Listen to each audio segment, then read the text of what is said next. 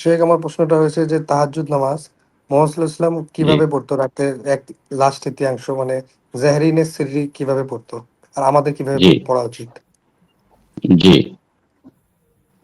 সালাত তাহাজ্জুদ হচ্ছে কি, ঘুম থেকে উঠানোর পরে যে নামাজটা পড়া হয় ওটাকে তাহাজ্জুদ বলা হয়। ঘুম থেকে উঠানোর পরে রাসূলুল্লাহ সাল্লাল্লাহু আলাইহি সাল্লাম বেশিরভাগ, অর্থাৎ আল্লাহ নবীর নিয়ম ছিল যে আল্লাহ নবী যখন রাত্রে এশার পরে ঘুমিয়ে যেতেন, ঘুমানোর পরে জাগতেন তিনি রাত্রের শেষ প্রহর দিকে, রাত্রের শেষ অংশে, এবং তিনি নামাজ আদায় করতেন। তো এটা কোনো শর্ত না, কিন্তু আমি এটা আল্লাহ নবীর সুন্নাতটা বললাম। আল্লাহ নবী এইরকমই করতেন, অর্থাৎ ঘুমিয়ে যাওয়ার পরে আবার তিনি জাগতেন, জাগার পরে রাত্রেবেলায় শেষের রাত্রে তিনি নামাজ পড়তেন। এটা হচ্ছে তাহাজ্জুদ। কিন্তু তাহাজ্জুদের সময় হলো এশারের পর থেকে নিয়ে ফজরের আজান হওয়া পর্যন্ত। যদি আপনি না ঘুমান আর যদি তাহাজ্জুদ পড়ে নেন, সেটাও তাহাজ্জুদ। কিন্তু আল্লাহ নবী, আমি বললাম আল্লাহ নবী ঘুমার পরে জাগতেন, জাগার পর তিনি তাহাজ্জুদ পড়তেন। এক কথা। দ্বিতীয় কথা হলো যে আল্লাহ নবী তাহাজ্জুদ কিভাবে পড়তেন, কত রাকাত পড়তেন, কিভাবে পড়তেন। কিভাবে বলতে, আল্লাহ নবী কেরাত সিররি করতেন না কেরাত জেহরি করতেন। এবার আসি, প্রথমত কত রাকাত পড়তেন। তো সহিহ বুখারীতে মা আয়েশা রাদিয়াল্লাহু তাআলা আনহার পরিষ্কার হাদিস রয়েছে। তিনি বলেন রাসূলুল্লাহ সাল্লাল্লাহু আলাইহি ওয়াসাল্লাম কানা ইউসাল্লিমু লা ইয়াজিদু ফি রমাদান ওয়ালা ফি গায়রিহি আলা 11 রাকাআ। রাসূলুল্লাহ সাল্লাল্লাহু আলাইহি ওয়াসাল্লাম রমজান মাসে এবং রমজান ছাড়া অন্যান্য মাসে আল্লাহ নবী 11 রাকাতের বেশি পড়তেন না। সুতরাং 11 রাকাত, অর্থাৎ 8 রাকাত, তারা 8 রাকাত জোহর নামাজ এবং 3 রাকাত বিতর নামাজ, উভয়টাকে মিলিয়ে 11 রাকাত। 11 রাকাত তাহাজ্জুদ পড়াটাই হচ্ছে আল্লাহর নবীর সুন্নত। কেউ যদি আল্লাহ নবীর যদি কিয়ামতের দিনে যে সোহবত পেতে চায়, আল্লাহ নবীর যদি একসাথে হতে চায়, তাহলে তাকে আল্লাহ নবীর সুন্নতকে ফলো করতে হবে, অর্থাৎ 11 রাকাতই পড়তে হবে। এবারে দ্বিতীয় কথা হলো যে আল্লাহ নবী 11 রাকাত কিভাবে পড়তেন। 11 রাকাত নামাজ যে পড়তেন, তাতে কেরাত হতো লম্বা, কেরাত হতো লম্বা। মা আয়েশা রাদিয়াল্লাহু আনহা বলছেন, ফালা তাসআল, কানা ইউসাল্লি আরবাআন আরবাআন ফালা তাসআল আন হুসনিহিন্না ওয়া তুলিহিন্না। রাসূলুল্লাহ সাল্লাল্লাহু আলাইহি ওয়াসাল্লাম 4 4 রাকাত করে পড়তেন। 4 রাকাত পড়তেন, তারপরে বিশ্রাম নিতেন, 4 রাকাত পড়তেন, তারপরে বিশ্রাম নিতেন, তারপরে ভিতর পড়তেন। ওই 4 রাকাত যে পড়তেন, তো আল্লাহ নবী এই নামাজকে এত লম্বা করতেন এবং এত সুন্দরভাবে আদায় করতেন যে তোমরা আমাকে এর সৌন্দর্যতা সম্পর্কে জিজ্ঞাসা করো না। এর চাইতে ভালো নামাজ হতে পারে না, এর চাইতে ভালো নামাজ হতে পারে না। এবার শেষ কথা হলো যে আল্লাহ নবী এটিকে কেরাত গুলি কি আস্তে করতেন না জেহেরি করতেন, আস্তে করতেন না জেহেরি করতেন। বেশিরভাগ নামাজে রাসূলুল্লাহ সাল্লাল্লাহু আলাইহি ওয়াসাল্লাম নামাজে, রাতের নামাজে জেহেরি কেরাত করতেন, জেহেরি কেরাত করতেন। কারণ তো অনেক সাহাবায়ে কেরাম থেকে বর্ণিত, তারা বলেন যে রাসূলুল্লাহ সাল্লাল্লাহু আলাইহি ওয়াসাল্লাম অমুক আয়াত করতেন, অমুক আয়াত করতেন। যেমন হযরত হুযায়ফা ইবনে ইয়ামান রাদিয়াল্লাহু তাআলা আনহু বলেন, রাসূলুল্লাহ সাল্লাল্লাহু আলাইহি ওয়াসাল্লাম এক রাত্রি নামাজ পড়ছিলেন। আল্লাহ নবী সূরা ফাতিহা পড়লেন, তারপরে সূরা বাকারা পড়লেন, তারপরে সূরা নিসা পড়লেন, তারপরে সূরা আলে ইমরান পড়লেন।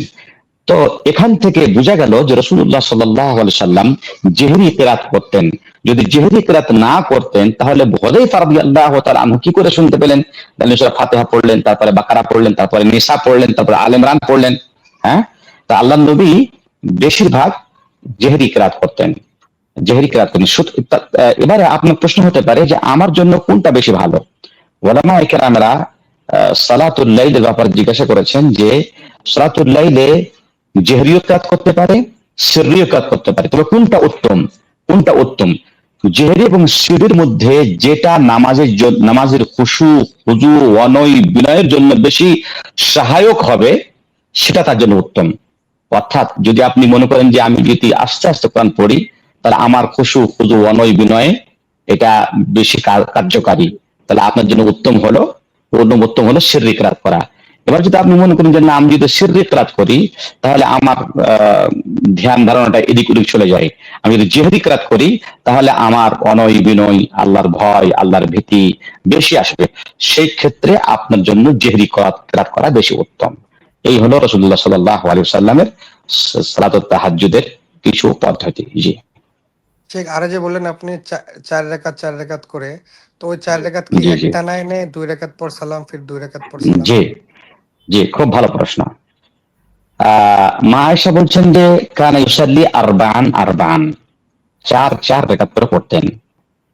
এখানে কি 4 রাকাত এক সালামে পড়তেন না 4 রাকাত 2 সালামে পড়তেন?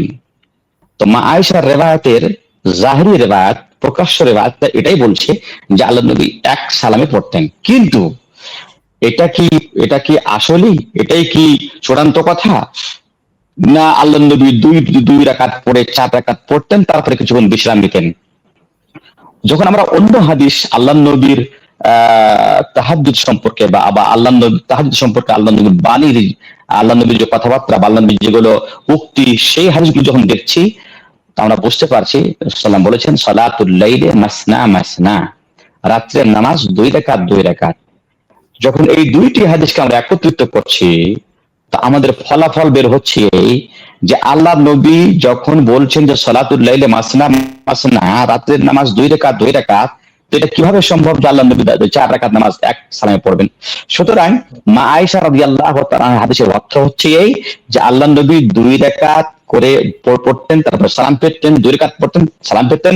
যখন 4 রাকাত হয়ে যেত তখন আল্লাহ নবী বিশ্রাম নিতেন, আল্লাহ নবী বিশ্রাম নিতেন। আমরা এই কথা কেন বললাম?